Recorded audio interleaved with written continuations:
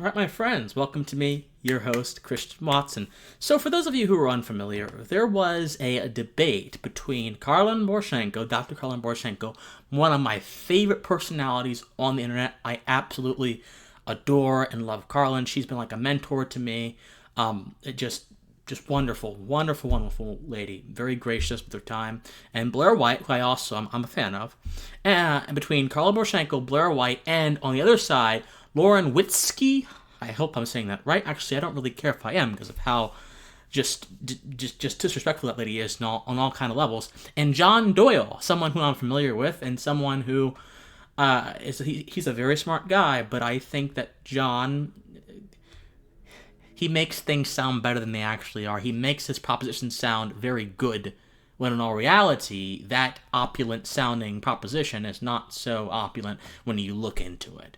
So a lot of people have been asking me, Christian, why don't you just react to this debate? Because I am a collegiate debater. I have 3 experience doing this in a professional way. So I'm going to walk through the debate, react to it real time, and we're going to see exactly what goes on, how the arguments are structured, who says what, and I think we'll be able to get some value out of this, my friends. So without further ado, let us get into this debate right here, hosted on Elijah Shafer's Conservative TMZ, which, let me just say, first of all, this is going to be a very long video. You probably already see it's going to be a very long video, about an hour or so. And if you guys could do something for me, if you could support my efforts on Patreon, at patreon.com/officialcwatson or PayPal. PayPal is my officialcwatson@gmail.com. But Patreon is better. And if you could like, subscribe, and share this video, because our message, as I always say, my friends, is dynamite, and we're going to get out here and we're going to blaze that pensive fire across every single mind in America and every single mind in the world. And we're going to make sure that everyone understands their ultimate value as an individual, and not their value as a political creature or political being. So as I always say, my friends, let's get into this video. Let's hope that things here go Dr. well. Carl here was the first one to celebrate me being Karlyn. Karlyn. Well, I celebrated that you were banned on Twitter because you repeatedly tweeted that my husband should be deported for it. He's an illegal alien. I don't really know how much you know about me, but I'm probably the most vocal anti-children transitioning person on the internet. It's what I'm. Right. I like to speak. The best thing you can do for us is grow out your mustache and tell people not to live like you. Okay, if that's the precursor to what we're about to see, I find it so inestimably disappointing that you have someone there. See, Lauren, for all of her talk about being a Christian conservative, she has absolutely done something that is absolutely antithetical to the Christian ethic. Christ commands us to see each other as brothers and sisters. Christ himself was a victim of the sort of identity framing of his society, because the Romans didn't see him as a teacher or a preacher who was trying to help people get along in life. The Romans saw him as a traitor, which is why they gave him a traitor's execution. Crucifixion was actually a very common execution back then. Christ's love is meant to be ubiquitous, universal. It doesn't have any parameters to it. The idea of unconditional love is one of the foundational tenets of Christianity. It's seen in the example of the woman at the well. It's seen in the example of the guy who was on the cross with Christ, the thief, who he said, if you profess my name, you shall have a place in heaven. But Lauren's kind of Christianity is tempered with this puritanical idea that society and social identities matter more than our spiritual selves. So she is already operating from a reduced standpoint, a reduced understanding of Christ, a reduced understanding of the Christian ethic, and therefore she's interacting with something that looks like Christianity, but it actually is not Christianity. So let's get into this.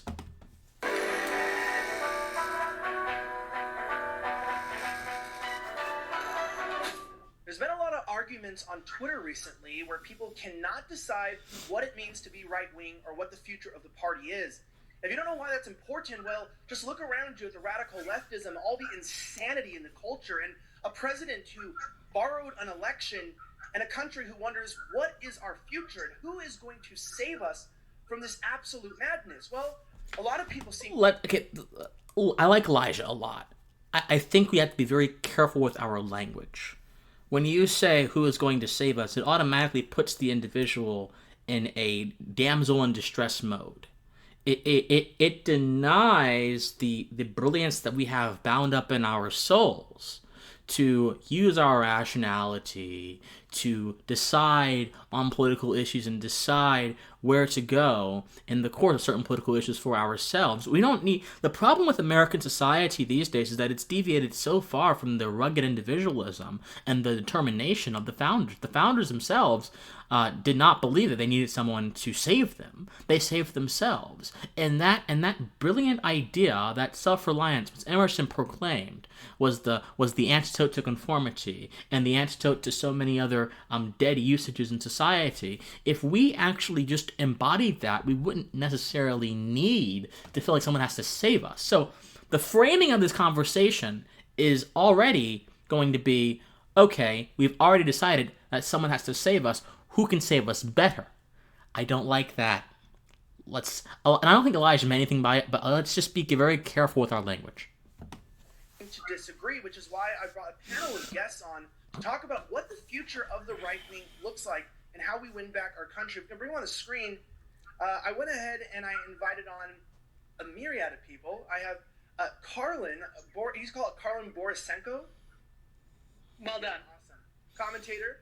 We also have Lauren Witzke. She ran for Congress in Delaware. We also have Blaire White, YouTuber as well, and John Doyle, YouTuber, and they're all here to answer these questions. So let's talk a little bit about this as we get into this. Starting with Lauren, how do you describe yourself politically? Okay, so I am socially conservative. I'm advocately. I've always been economically populist. Economic populism is... What does that mean? I bet that she's not going to define... What does that mean? Okay, I'm socially conservative. That's okay. There are a lot of things out there that are socially conservative, and we can probably surmise what that might mean. What does economically populist mean? Do you think that economic resources should be distributed amongst population equally? Do you mean that businesses should be accountable to people, which they already are under a free market system? What does that mean, lady? I don't understand. Are you just engaging in vacuous political titles to make yourself seem as if you're something? Because that's what from the start, she's not telling me anything substantial. So, in debate, we would just basically say, okay, what does this mean? Like, 'cause in debate, we do cross-examination. And during cross-examination, if your proposition does not have substance to it, then your proposition is impotent. Is she rattling out impotence here? Let's see. The future of our party, however, preserving social conservatism within the Republican Party is a real passion of mine. I'm very pro-family. I'm very pro-life. What does pro-family mean? Every family is different. What does that mean? Do you mean the family as an institution? Perhaps she does, and that's a valid point to have. But why the hell isn't she saying it? Again, this is going to be a long video, guys. These very shallow estimations of our political being do not help at all. Motto is I just like to win and save babies, so that's what I do. Okay, win and save babies. So apparently, thousands of years of political philosophy can be condensed down to a beautiful slogan that maybe appeals to vain minds, but has no power over people who actually want something deeper. So as I mentioned, Lauren is laboring in impotence. Let's go on. Awesome. Blaire, go ahead and tell us where you lean politically. Yeah, every political quiz I've ever taken matches center-right, so that's me. I don't have sort of the popular story everyone loves of, like, I'm a former liberal, I'm a lifelong Republican, always voted that way, and yeah, that's me. I'm definitely a little bit less socially conservative, and that's where I live. Short, sweet, and to the point. Hey, sometimes, look, if it was me, I'd be out there preaching. I'd be quoting Thomas Paine and Emerson and all kind of other philosophers.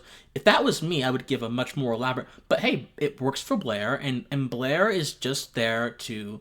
Not all politics has to be uber complex. A lot of folks think, oh, Christian, all politics has to be uber complex. No, I don't. I don't think, but I do think that it helps us understand underlying issues when we embrace the complexity that is inherent to politics. So that's good. That's fine. That's fine. John, go ahead. It's a pretty clear copy paste between Lauren and myself. I think fiscally populist and socially conservative. Karlyn, are you different from them? We also. Excuse me. Sorry, I skipped ahead to the bar. So again, this is what I'm talking about here, guys. John Doyle is a smart guy. I disagree with him on almost every single thing that comes out of his mouth. He's a smart guy.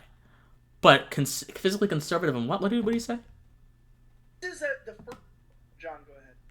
It's a pretty clear copy paste between Lauren and myself. I think fiscally populist and socially conservative. Okay. So again, you're whittling down so many political principles to small little condensable bits. That's fine, but I need something deeper, my friends. Because you haven't defined. See, what you do in debate is if you say these things and you don't define them clearly, you allow your opponents to come in and define them for you and weaponize them against you. You have to still man your own argument. From a debater's perspective, from a philosophical perspective, I have to know what you're saying. From a philosophical perspective, I have to know what you are saying if I'm going to understand your concepts in relation to the theme of the whole. Because if I don't know what you're saying, then again, my mind can wander, but perhaps for less strategic purposes than a debater's mind would wander, and I get lost. And I am therefore suspended at the mercy of all kind of other iterations and understandings of what populism means, and I'm not getting your account. John Doyle, give me your account, please. Karlyn, are you different than them? Yeah, I'm a little bit different in that, some people say I'm a former liberal. I'm actually a current liberal. I have never stopped being a liberal, even though I did leave the Democratic Party. Politically, on my political compass test, I tend to be right in the center, and I frankly just want common sense people to come up with common sense solutions. Awesome. Pragmatism embodied. Again, so Blaire and Karlyn archetypally, represent something that is very much needed in the political space. Right? I myself am an idealist. I believe in certain ideals. I believe that we are all individuals fundamentally, that our individualism is influenced by an understanding of natural law, and our natural law produces natural rights, and those allow us to live morally and responsibly, and those are inviolable. I believe that reality is objective, there's a grander truth. I have certain presuppositions about the world, but I understand that if I'm going to ever have a chance of enacting those presuppositions into reality, I have to adhere to certain pragmatic maxims. So no, I like this a lot. This is good. That's good. And she's just very clear about everything. Okay, this is what I believe. This is where I stand. Boom. Awesome. So as we get into this, I want to let you know something important. This is the first question we're going to jump into, which is, what is the future of the right wing? Right? If we're going to win a Let's war, see how this goes. Fight the left. We've got to figure out who's on our side. And there's a split of trying to figure out if the problem is the right wing is phrasing its destiny as fighting the left. I think the right's destiny is bigger than that. I think our destiny is to minister, not just to fight. We have to minister the truth to people. We have to minister the value of the individual. We have to minister the value of negative rights. We have to minister the value of self-reliance. We have to minister these things. Not all ministry needs to take place in terms of combat. You can minister in a way that is not combative. Although, of course, there is a war being waged in the cultural sphere, and that does cause a lot of people to think, well, what do we do? So I get the point here. Future of the right is a conservative, moral Christian party that has a strong nationalist background, or if it's this big tent party full of liberals, libertarians, disaffected left, etc. Before we jump into that, I want to give a huge shout out to our sponsor for today. Guys, the world is getting crazy, and I'm telling you, it is not we're skipping this. Excuse me. Nothing against the sponsor, but... Okay, guys, so let's jump right into this. So my question is this. As we look to take back the country from the radical left and we seek to make it a stronger place. I hate that phrasing, man. I don't think the country is not on a single dimension. There are several different spheres and realms in the country that correlate to several different statuses of social being. For example, what the country is in Middle America, or what the country is in Houston, Arkansas, is not what the country is in New York City or Los Angeles or San Diego. I don't think the left's control is ubiquitous. I think that it's visible. It's visible. It's more visible these days, and it's more pronounced, but it's not necessarily all-consuming. So let's not give them more power. See, you can give concepts power. Concepts are simply the story that we tell ourselves about a certain thing, and you can feed that story. You can make that story go like an incendiary conflagration if you feed it more power. Don't give them more power. Your words can bequeath death or life to this world. Death or life roll off the tip of the tongue, as the ancient texts say. So let's be very careful. How are we going to do that? Is it A, by building a stronger, conservative, Christian moral party, or is it B, building a big tent party of libertarians, the disaffected left, conservatives, etc.? Like with the questions, let's see how they answer this. We'll start with Lauren. Let's see.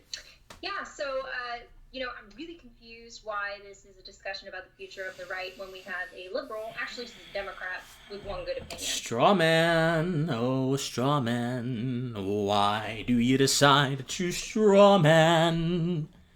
Straw man, oh straw man, why do you decide to straw man? Oh Lauren, what's wrong with you? Why can't you just address the question? You're acting like a leftist, a collegiate debater who believes in critical race theory. Oh straw man. Okay, sorry about the musical tune there, but this is an absolute straw man. I would get hit by arguments like this all the damn time in debate. They would say, okay, well, let's forget the proposition, but how about my existence as a black body in space, and how this proposition ignores that, and how the other team is erasing me? And no.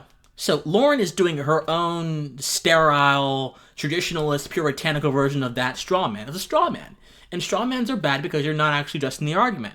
To get to the truth, you have to address what is being said and try to work through that. But she's already phrasing this in a way that is not going to be conducive towards the truth. So let's keep going. We also have a transgender on here. I don't really think we should... Ad hominem. Oh, ad hominem. I should probably just break out a musical tune every time this happens. Absolute ad hominem. Her identity has nothing to do with the proposition. Nothing. I mean, nothing. Unless you're suggesting that her identity confers a particular belief upon her, which, again, would be against the sort of the stance of many traditionalist Christian conservatives who may not believe that identity really has anything to do with who you are. Isn't it all about being in a relationship with Christ, getting closer to God regardless? Doesn't Jesus love the little children? Doesn't he love everyone? So she's being internally contradictory here in her speech. Oh my gosh. A platform to this kind of degeneracy, which is a... loaded term, loaded language, rhetorical device. See, rhetorical devices can be fun to sound good, but when you use loaded language and you don't explain or you don't define or quantify, then you're not making an argument. You're making a screed. She's making a screed right now, guys. Gateway drug to pedophilia. I absolutely... Okay, slippery slope fallacy. How... This lady is terrible. Okay, first it was the straw man, then it was the ad hominem attack, then it was the loaded language, now it's the slippery slope fallacy. 4 violations already. Disagree. We were the party of traditional marriage. We were the party that opposed gay marriage. We've always been that party. We've always been the party of family.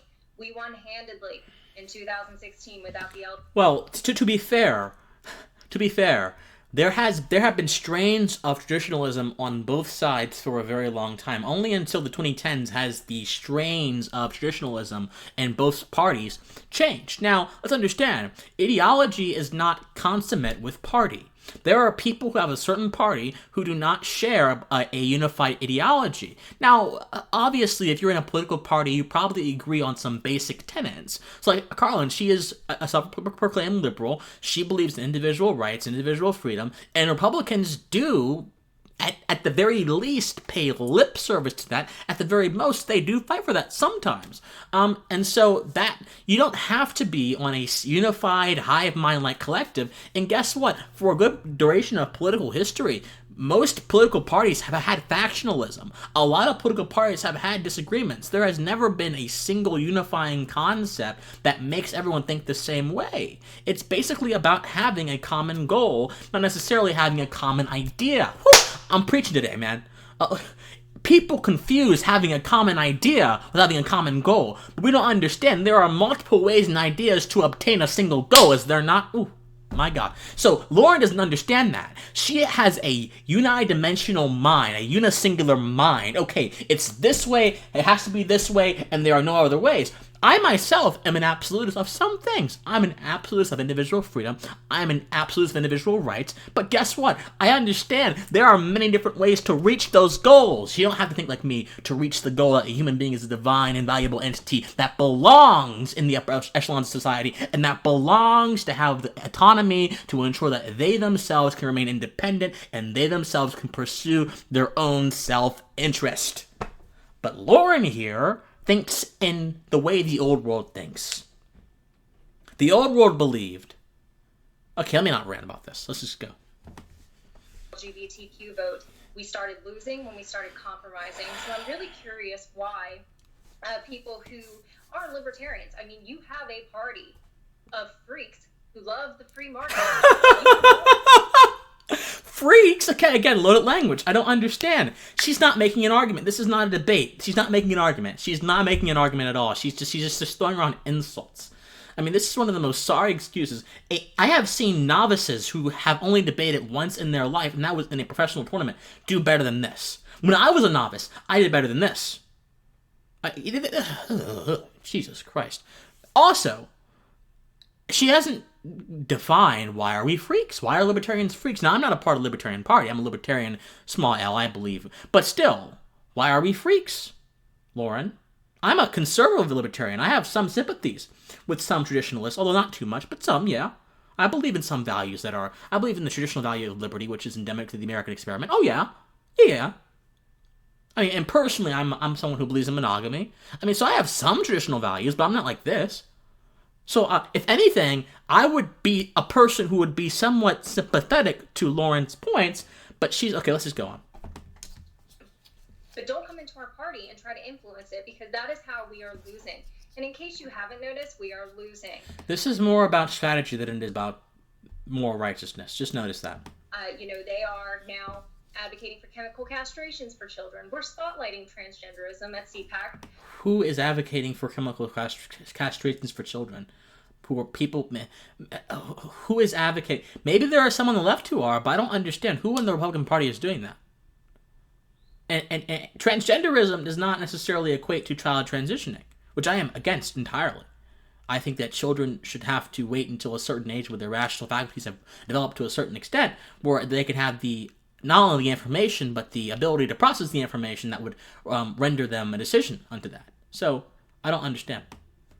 And I am a traditional Christian conservative, I believe. Okay, these vacuous terms that don't mean crap. She's not telling me anything. Family. I believe that family is the foundation of everything that this country was founded on.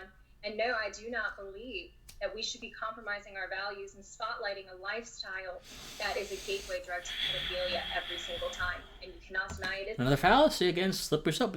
I can deny, Lauren. I can, because number one, you haven't given me any evidence. The burden of proof is on the claimant. So all of a sudden, your claim is just invalid. And second of all, even if you did have evidence, it would be contingent upon a fallacious line of reasoning. Because it's here. Blaire, would you respond? I think that there's a difference between, you spoke sort of to gender ideology, which is definitely rampant on college campuses, definitely taking over culture. I think that's different than just people who, as individuals, may technically be gay, lesbian, bisexual, any of the above. Blaire understands. And I think that it's possible to fight against gender ideology while holding true that there are going to be people that are just different in life. I definitely am not here to speak to the future of social conservatism, because that's just not my lane. But as far as the party, I think that a big tent is most likely the future. I think that knowing my generation and a lot of people my age, which is mid-20s and Gen Z a little younger, I think that they Trump the first and second time, or just the second time, because Trump kind of ushered the party into an era of a little more secularism. Yeah, of course. So there was Hillary Clinton, who was one of the worst, perhaps the worst candidate in the past few decades.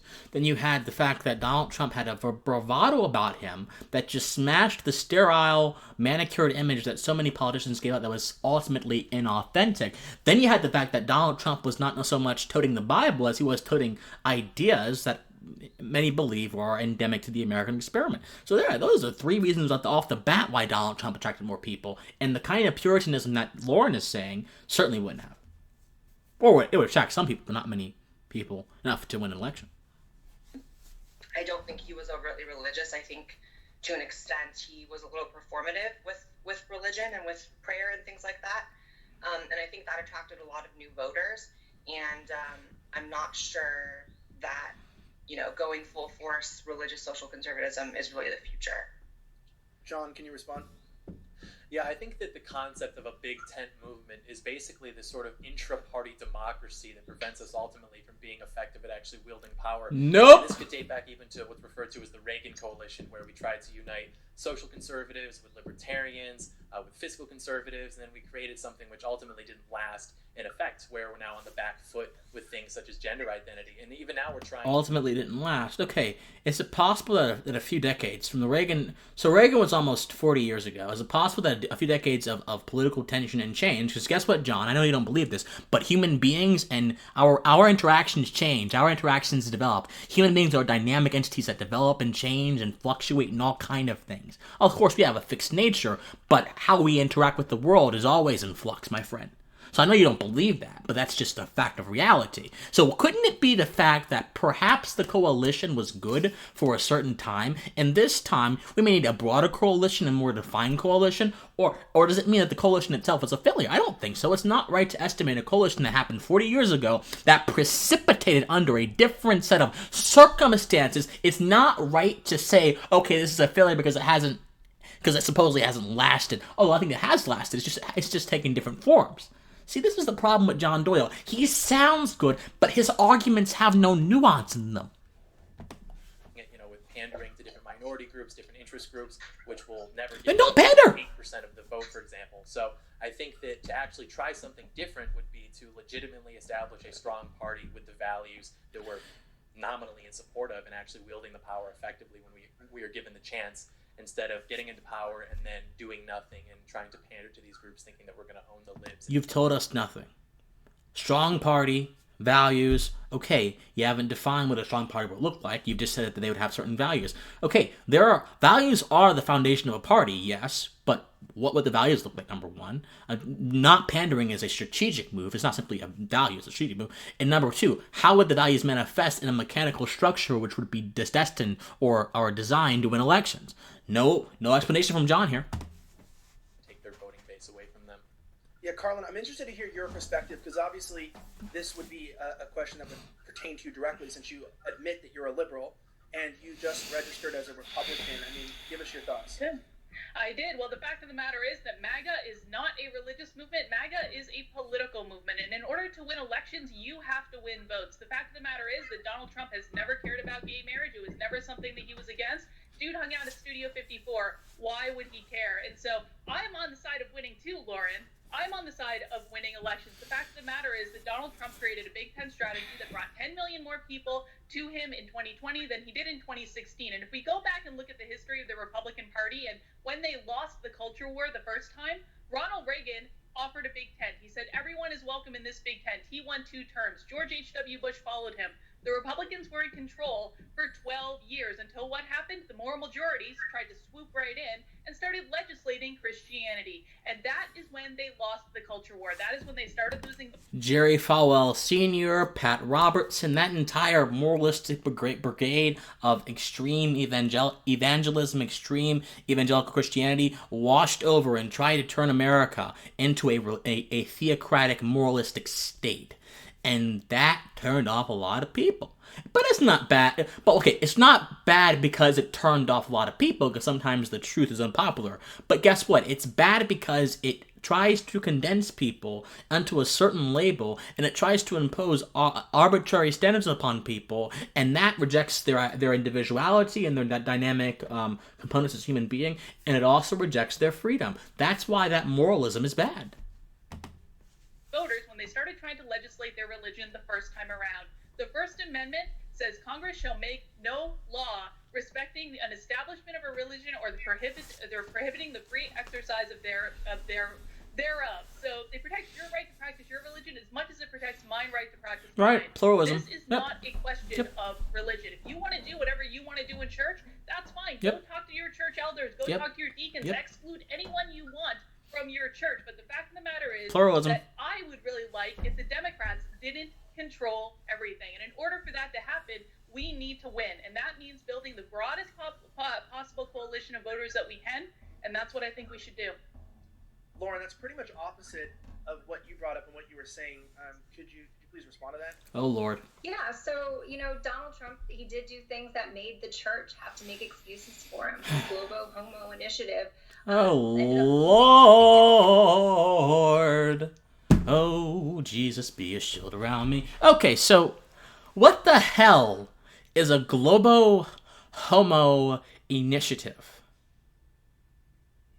Let's keep going.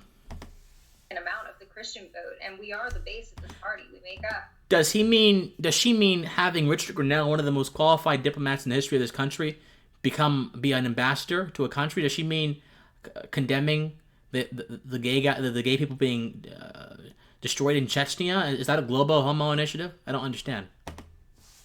A huge portion of this party, a way bigger portion than the libertarian sector of the party, no matter how much they want to tell you. Conflating two terms because they sound phonetically similar. How more anti-intellectual can this lady get? Is probably a big part of why we lost. We lost the House in 2018. In 2017 we had the House, the executive branch, and the Senate, and we still failed on conservative issues. They refused to no stand nuance up for at all. life. They still passed a budget that actually forced Christian taxpayers to fund Planned Parenthood. So every vote lost on social conservatism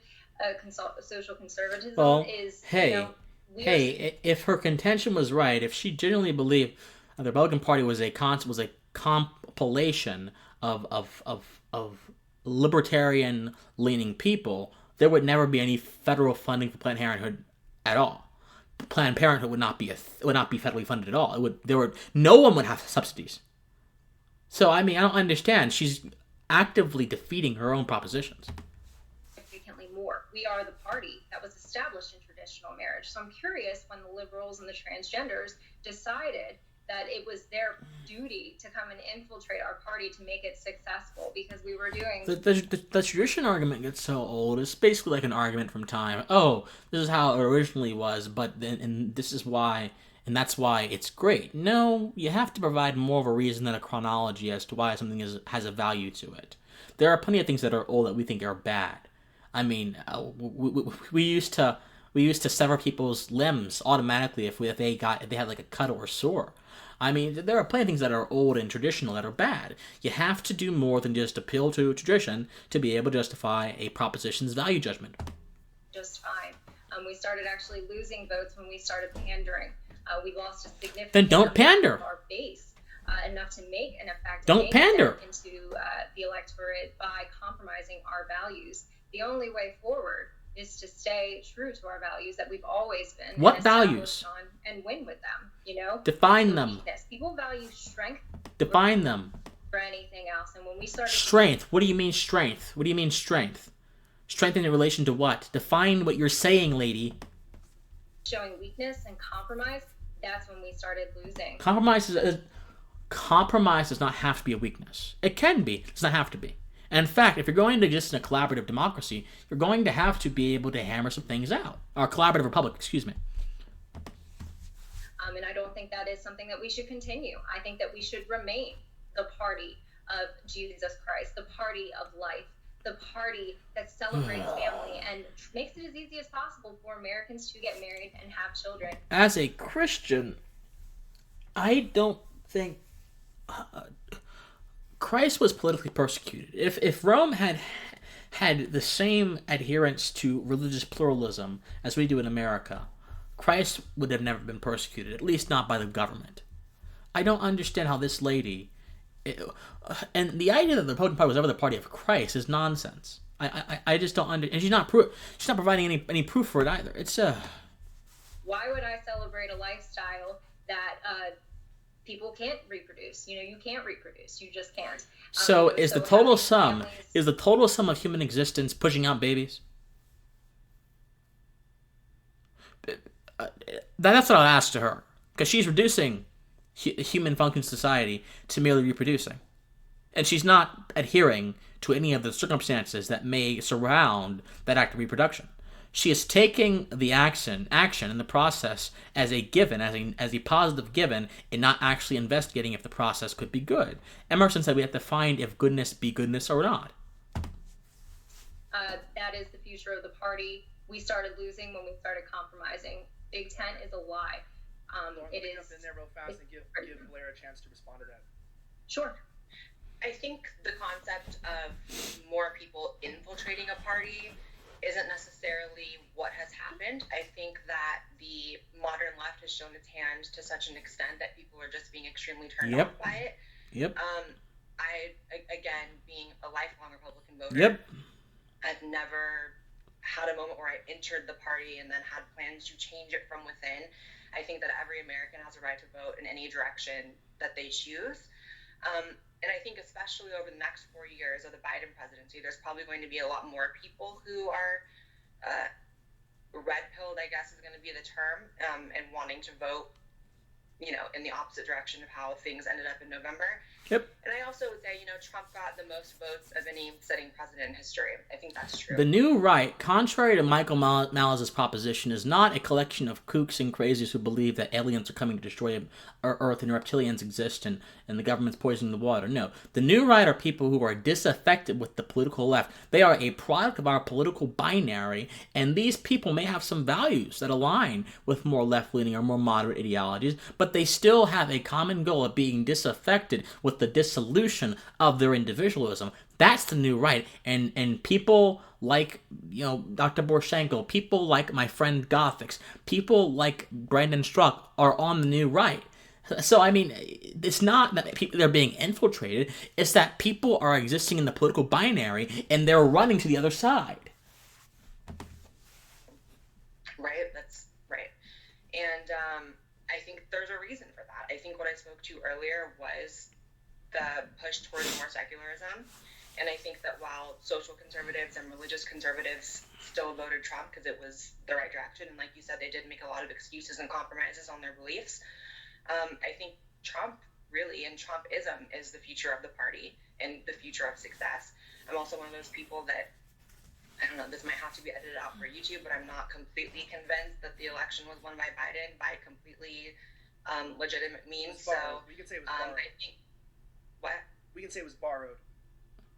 No comment. No comment. You guys know my thoughts on that. No comment. So even though, Biden won, I still think Trump is the future of the right in general. So. Okay, John, why don't you jump in there? I think that's correct in that Trump is the future of the Republican Party. But what's interesting about that is that during his first campaign and even his second campaign, he really didn't touch on LGBT issues that much. He held up the flag, I think, at a few events at the advice of people like Jared Kushner. But if you look at whereas almost every other GOP candidate that predates him would openly say, "Hey, I'm not for gay marriage. I'm not for this. I'm not for that." So I don't. That's the distinction. Trump himself was not so much on that train. Where his voters actually sit on the political spectrum. They're not the right-wing libertarians that a lot of big donors would like the party to be. They're actually basically a lot of them are in the center. And so if you look at where they poll on issues such as like gay marriage versus traditional marriage or like transgender bathroom issues, like whatever, they're all like very, I guess you'd say, authoritative and conservative in that they're in support of. I'm sure some are, but I'm sure a lot of them. Polling. Who are you polling in 2016, or are you polling in 2020? I'm sure there was an increase of a few million people into the Trump category in 2020. So what do you mean? Hey guys, what I'm going to do, I'm going to kind of skip. We're going to skip because I want to be able to react to all of this, but unfortunately, it's going to be a little bit too long, so I'm going to skip through a little bit after John gets done with his statement. Traditional and socially conservative policies. And so that's where the momentum in the party is. And so if you're going to come over and vote for Republicans because you agree with their positions on foreign policy or fiscal policy or what have you, that's all and fine. But what we can't do is start to compromise and say that, like, you can come over here and we're actually going to pander to you as well and give you positions at CPAC. And I think it's interesting. Yeah, he's pretending that electorates don't change. Electorates change. Pre-Trump, Republican voters had different priorities in some areas. Post-Trump, they had different priorities in other areas. Electorates change. John Doyle has a very static understanding of reality. That's why he's acting like this. Because a lot of people that are trying to join the Republican Party or the conservative movement and then bring to light more of these like LGBT issues are basically showing their hand in that they're not actually conservative. And I'm not speaking about you guys specifically, just like the rhetoric that I deal with online, because fundamentally the idea of like LGBT issues is about the enshrinement of total equality, which is fundamentally not a conservative idea. Hey. Don't conservative. Look, there are all kind of variations of conservatives. But a lot of conservatives in America hold the Constitution up to be the creme de la creme of political authoritative documents, and the founders to be equally that. And it is quite clear in the Declaration and the Preamble and the Constitution that we all have fundamental human equality, meaning, in that old Lockean proviso, that we are all equal in our humanity, even if we are different in our skills and our socioeconomic status, what have you. So John Doyle is being very deceptive here. He's not trying to define what equality means. He's simply saying, oh, equality, and a viewer can conclude, especially a right-leaning viewer can conclude, that he's talking about the leftist equality, the egalitarianism, but not all equality is egalitarian. Some equality is simply a descriptive, a descriptive understanding of our human being, of our ontology, so to speak. John Doyle is being deceptive. This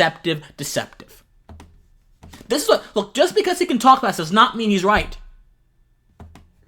Believe in hierarchy and natural law and the idea that we can have... Okay, natural law, Grotius, Pufendorf, all of them who influenced law quite literally believed that there is a fundamental equality in the human being and our freedom. What are you talking about?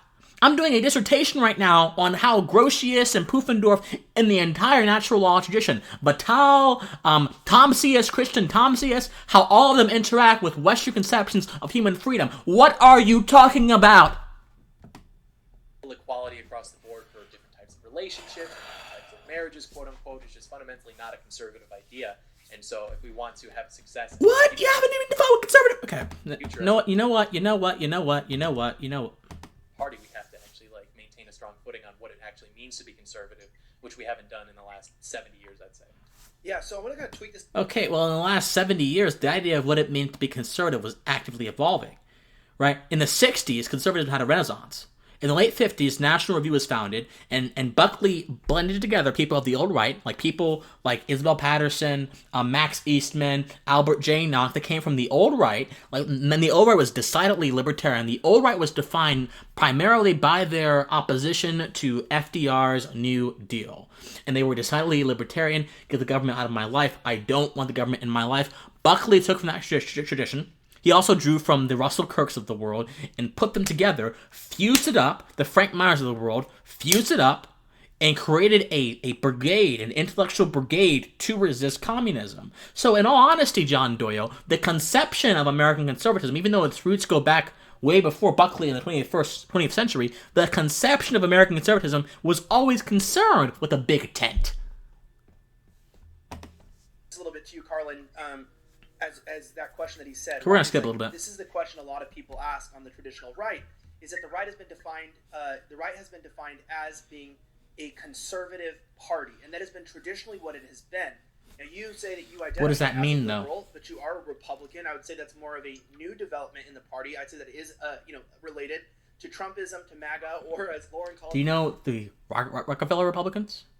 Trump himself said he was a Rockefeller Republican back in the 80s. The Rockefeller Republicans were much more socially liberal and economically conservative. I guess Karlyn could say that she's a Rockefeller Republican. That's a common, valid part of the Republican Party. These things are not as one-dimensional as these people are making it seem. Was it the Globo Homo movement, which I almost spit out my coffee when she said that. Jesus Christ. I find all this stuff quite hilarious. Oh, it is funny in a sad way. That being said, if we're going to take the Big Tent Party approach, right, and we're going to bring in all of these people that are of different viewpoints like yourself, what is this conservative party conserving, and how is it any different than, let's just say, being a liberal party from 10 years ago? Well, right now, it's not conserving anything because they don't have any power because they lost elections. But I do want to speak to John's point specifically in that he used the magic word, which is pandering. The left panders to the LGBT movement. Yes, they do. Trump did advocate for LGBT policies. He did so by appointing the first openly gay member of the cabinet, yes. which the left likes to forget about all the time. He did support this community. He just didn't yes. do it in a way that was pandering. But again, I'm a liberal because I believe in individual liberty, yep. individual freedom. Classical. I'm very concerned Classical. with preserving specifically our First Amendment yep. values and all of the amendments specifically. But the First Amendment's really my jam, which yep. again does not allow for the state to legislate based on one religion's specific yep. values. But if we want to talk about religion, we can talk about a verse from the Bible, which is 1 Timothy 2, verses 1 through 2, which says, she's doing it. Petitions, prayers, intercessions, and thanksgivings be made for all people, for kings and for those in authority, that we may live peaceful and quiet lives in all godliness and holiness. And I bring that up because that is the only place in the New Testament that really touches on the relationship of Christians to government. And what does it say? It says they should pray for the people in leadership so that they may live peaceful and quiet lives. Love you, Karlyn. I get your point, but the video is going to be very long. So let me be working on electing a government that allows. So just for emphasis, she's basically saying that the government should not be involved in religion, and that the Bible itself commands Christians not to be involved in the government in any pernicious way, and that we should have a pluralistic society. I agree with her entirely. She's brilliant. Let's see what Doyle's response is. Because John was sort of laughing during that, and so why are you? Of course he's laughing. I was he's smug. By the biblical substantiation for having more gay people in government. Oh, Jesus, straw. Oh, John Doyle, why do you try to straw man? You are smarter than Lauren, but you are starting to act like Lauren, John Doyle. Why have you decided to straw man? He's straw manning. Karlyn never said, let's have more gay folks in government. Karlyn said, hey, let's have a pluralistic society, and the Bible itself has a basis for that. That was kind of funny. But, no, I don't think that, even you push back on what I had said about the pandering with, well, Trump appointed these people, and he appointed these people, so he was actually, serving the interests of the community. It's interesting because, as you noted, the left will still ignore that because they control the narratives and they control the media, and so really, no matter what Trump does... Not all the media. I mean, evidently right here... There, you were on The Blaze. There's The Blaze, Newsmax, One America, Daily Caller, all kind of places. The left does not control all the media. Some of it, yeah. However many percent of the, 3% of the voting demographic isn't actually going to serve interests. And I just don't think that the reason Trump didn't win in 2020, assuming the election was totally legitimate, was because he didn't serve the interests of the LGBT community enough. I mean, Trump won in 2016 because of immigration, because of free trade, and because of foreign policy. It wasn't at all because of social issues as it pertains to the interests of gays and transgenders. It's not that he was actively advocating for that stuff. It's that he didn't really care. It wasn't a part of his language. When you have candidates like Rick Santorum, who that's all they're about. They're all about the culture wars and how the gays are destroying things. I mean, it's the fact that he didn't put much emphasis on it. And when he did, at the RNC, said that the LGBTQ Americans would be protected from a pernicious threat. When he did mention it, he mentioned it in a largely positive light during the campaign. And this is not to defend Trump. Look, Trump has his flaws. He's a human being like anyone else. But I'm simply trying to be intellectually honest here. And so, guys, what's going to happen is we're going to come up in an hour a little bit. I'm going to do a part 2 of this because I don't want to just skip over it and not give this debate its due. So I'm going to do a part 2 today. Then, maybe next week, do a part 1. You guys tell me how you like the part 1. No, excuse me. A part 1, now I'm going to do a part 2. Yeah, there we go. What have you. And then as far as the biblical substantiation for it, I mean, it's outlined, obviously, not only in the Old Testament, but in the New Testament, very clearly that sexual immorality, which under the umbrella would be homosexuality, is wrong. But you seem to be alluding to this idea of, the individual in their private home and things like that when you talk about, people living in a free society to do what they want and not causing any problems. But what's interesting about that is that was the argument that during the movements in the 1960s and 70s, including the sexual revolution, that allowed a lot of this stuff to have a seat at the table, which ultimately would usurp. Okay, so I've faced this argument with Doyle types before. I had a graper actually tell me in Atlanta. I had a graper say, "Hey, Christian, the problem with this libertarian stuff is that it allows degeneracy to run rampant." Okay, well, first of all, I don't think that it necessarily implies that. I think that libertarianism assumes that human beings are rational actors and human beings will make the best decisions for themselves, and so long as those decisions do not harm me physically or harm my property, those decisions are of no consequence to me. There are places in America that never experienced the sexual revolution. There are places in the Bible Belt of America and the rural South that never experienced that sexual revolution stuff. And guess what? Under a libertarian society, Doyle would be able to go to those places and stay there and have his traditional values and not have to worry about sexual revolution. This is something that is understood by property rights theorists around the world.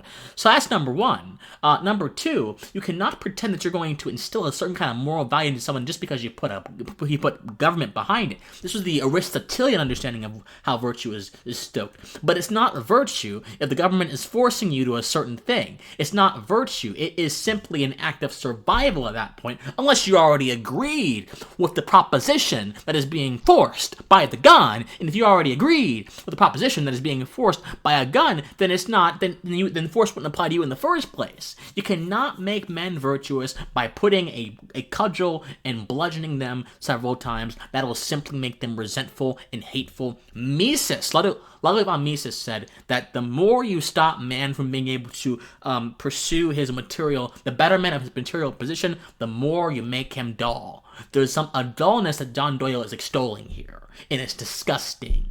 It's that old Aristotelian idea of the polis.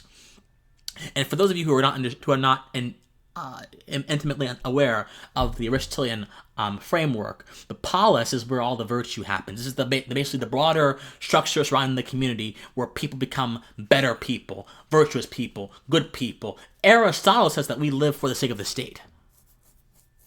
So I disagree 100% about Doyle's proposition that the state can make us better people. No.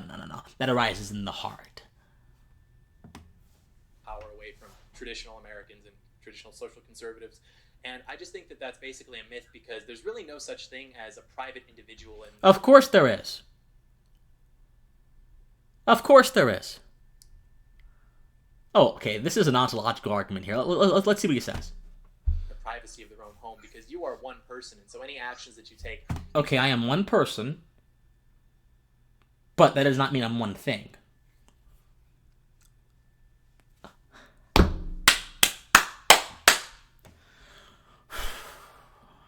I am broadcasting from a computer.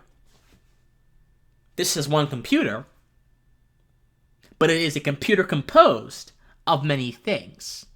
It has a screen. It has a keyboard. It has LED lights. It has a speaker. It has logos and insignias. The keyboard has letters on it. To pretend that a computer is just one thing is to deny the reality that a computer, much like human beings, is the sum of many different things.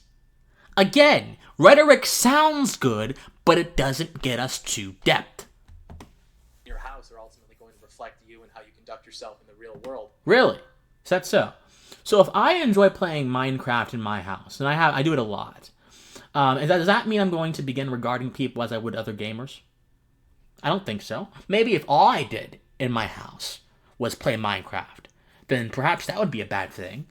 But then again, that would probably have more of an effect on me and my productivity and my ability to live a happy life than it would anyone else's.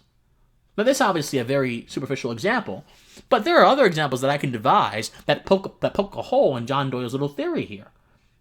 And in a world in which our private actions do not reflect on our public selves, then John Doyle's thesis falls apart. And that is a world that happens every day. Andrew Gillum, for example, was this person who was the strong, progressive guy who was going to save Florida from the evil conservatives. That's how he posed it. And you would have never thought that after he lost his election, he'd be caught in a hotel with a few male prostitutes, drunk and high out of his mind. But the public person of Andrew Gillum would never, ever convey that. So if John Doyle thinks there's simply one dimension to our humanity and one dimension to our social interaction, then John Doyle is laboring under falsehood, and he is denying the empirical evidence right in front of him, an affront to the conservative tradition that he claims to represent. And it's also kind of misleading because people don't want to be confided in the privacy of their own home or what have you, because that almost... How do you know what any and all people want? That is a generalization fallacy. You do not know that. You're not omniscient. How do you know that? Presupposes that it's something to be ashamed of, and people don't like that. No. Okay. How does privacy or hiddenness, obscurity, confer shame? I don't understand. He's not justifying the links here. It doesn't infer anything. You're constructing straw men and knocking them down and you pretend like you're Wolverine. It's more like you're like an entry-level boxer who hasn't really fought a big opponent yet. Although, on this stage you are. Look at how Karlyn and Blaire are looking at this guy. Ridiculous, man. This guy's ridiculous. So what happens is then they start taking to the streets, and they start having parades, and they start to infiltrate education. You see what...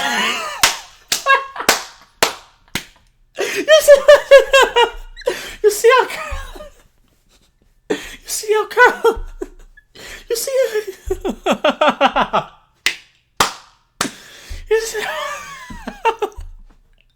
But she's right.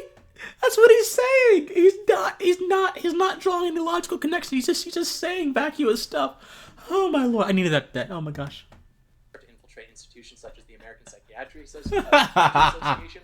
And then, what was it, 2015, June of 2015, the Supreme Court decided that 5 minutes ago, marriage can be between two men, and now we're here on the back foot with the issue. Okay, so John Doyle, if we didn't have the legalistic structure that you wanted around marriage would not be something that the state could decide.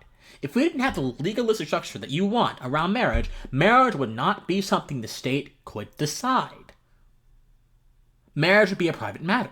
But the problem is, you want to have the state involved. And when the state's involved, a bunch of other things are involved. You see, you viewing everything as one entity is a problem. Because the state is not just the state is the Supreme Court, it's the Congress, it's everything, and it's all of those hundreds of years of precedent and common law. And when you have hundreds of years of precedent and common law and a system in which you can oil the wheels of precedent and common law, you can use the state to get bigger and advance your own causes. Frederick Bastiat, that brilliant French theorist, understood this. That's why your traditionalistic authoritarianism does not work even by your own standards, Mr. Dillard. Even by your own standards, dude. He's like, hey, maybe kids shouldn't be taking prenatal hormones. Or, Can we jump into that? Elijah, Okay. I want to jump in there. I'm going to let Karlyn speak, then I'm not going to cut this off. We'll do a part 2 next week. Because John just fundamentally misrepresented something. Yes, he did. Because I specifically chose 1 Timothy 2, verse 1 and 2, because it has nothing to do with homosexuality. That's why I specifically chose that passage. It has to do with the relationships Christians have with their government. Now, if we want to talk about how the Bible deals with homosexuality, what I would like to focus on is the fact that there are multiple different arguments for different interpretations of the Bible. I'm not a Christian, I'm not a Bible scholar, but I do know that there are multiple different interpretations for that. And instead of getting into the nitty-gritty about what it says in that area, I want to focus on the fact that, again, this is an argument for the First Amendment, for religion to not be the dictator of a political movement. If you want to talk about these issues in your church, talk about them in your church. If you want to exclude people from your church, fine. If you want to exclude gays from getting married in your church, that is a conversation between you and your church elders. This is a conversation about a political movement. I think that all the arguments against the acceptance of homosexuality within the right are completely secular. It may just so happen to appeal to the base of that movement as Christians, but I think that Lauren and I could recite several arguments that are maybe even more compelling from a completely secular perspective. Let me and I hope you'll do it in church. Let me jump in. And I think it's really funny that she's quoting scripture as a liberal, thinking that she can use it against us as Christians. It's like, it doesn't apply. Are you insinuating that liberals can't be Christians? There are entire denominations that are of a more liberal orientation. And you can disagree with their theology, like Episcopalianism. You can disagree with their theology all you want.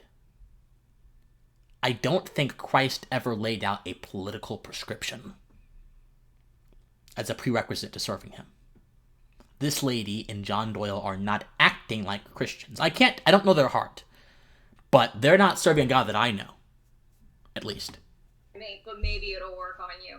And guess what? It doesn't work. Playing on our Christian compassion and making us be tolerant and acceptive of all this diversity, you know what? That's what Christ wanted you to do, lady. He quite literally said, he defended a prostitute and said, he who was without sin, you cast that stone right now, do it. And not a single person did it, and they just walked away. That's Christ, lady. That's not Karlyn, that's not Blaire, that's not Christian Watson, that's Christ. And you need to be hit with some divine revelation because you are laboring in carnality, lady. You are laboring in that crap. You are laboring in a misunderstanding of Christ. You are laboring under your own wisdom. The Bible says, wicked things, higher imaginations that exalt me and don't exalt him are wrong. You are laboring under a higher imagination, lady, and you have the temerity, you have the audacity to sit here and act like you're the pristine Christian Puritan when you can't even understand the knowledge problem, the epistemological problem of laboring under your own understanding in relation to the divine mind of Jesus Christ. You're not a Christian, lady. You're something else. Left us with transgender pedophiles on Twitter saying that your Jesus. daughter Okay. asked for it. Your little girl. It didn't actually. Okay. Enough of the false equivalencies. Enough. Okay. So, guys, I will do the second part of this video next week. We stopped at 22 minutes and 25 seconds. I will do the second part of this video next week. It's already been a long video. I don't even know how the hell long it's been. Probably over an hour. But my friends, again, we're doing more stuff like this. My editor hates it. I know. Love you. But we're doing more stuff like this because we have to. We have no choice, my friends. The pensive fire needs to burn through these falsehoods, needs to break illusions. Karlyn right now is wielding that pensive fire and she's just throwing it straight to the point. But these people have shields up. No, the fire cannot come to us. No, that's what it's about. No. We're going to make sure that pensive fire hits every false contention and burns it away, man. Because when you labor under truth, you can be the best person you can be. So, my friends, again, if you like this commentary, this analysis, please support me on Patreon. Patreon.com/officialcwatson. And like, subscribe, share. Send this to the debate people. Send this to Karlyn. Send this to Blaire. Send this to Lauren. Send this to John. I want reactions, guys. This is dynamite. We've got to get this out there, all right? All right, guys. I love you, and please, as always, stay pensive. I'll see you next week, next Monday for part 2. Bye.